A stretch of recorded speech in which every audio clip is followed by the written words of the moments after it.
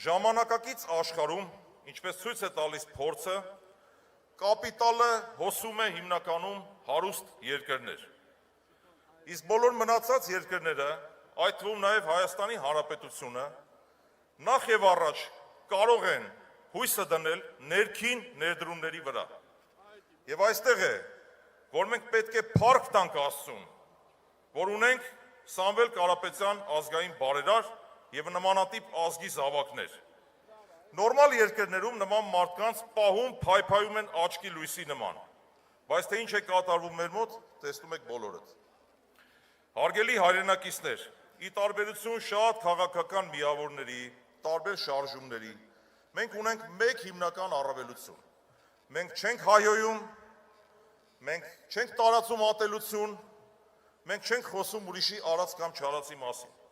Մեր հիմնական առաքելությունը մենք տեսնում ենք նրա մեջ, թե ինչ ենք մենք անելու, ինչպես ենք մենք տեսնում երկրի զարգացումը։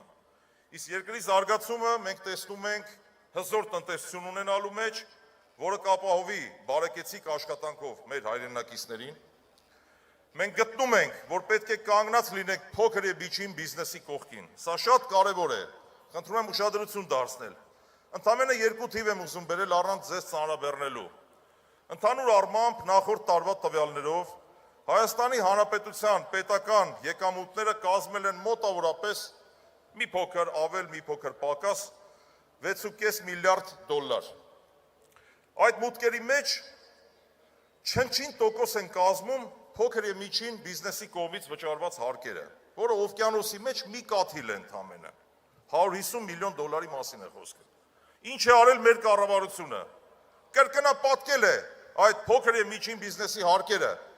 որի արդյունքում դրա տակ կան հազարավոր մարդիկ, փակվել են 2000-ից ավել ընկերություններ,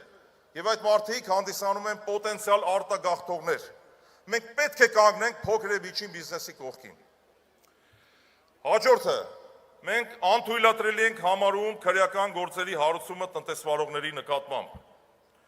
Մենք գտնում ենք, որ պետք է Հայաստանը ունենա արդար կենսաթոշակային համակարգ։ Հայաստանը պետք է ունենա այնպիսի առողջ հասարակություն, որը կապրի անվտանգ միջավայրում, կունենա խոսքի ազատություն եւ կլինի արժանապատիվ։ Ժողովուրդ ջան, վստահ եմ, որ այն ինչի մասին ես խոսեցի, անպայման մենք հասնելու ենք դրան մեր ձևով, մեր հզոր կամքով, մեր նվիրյալներով եւ մեր առողջ գաղափարներով։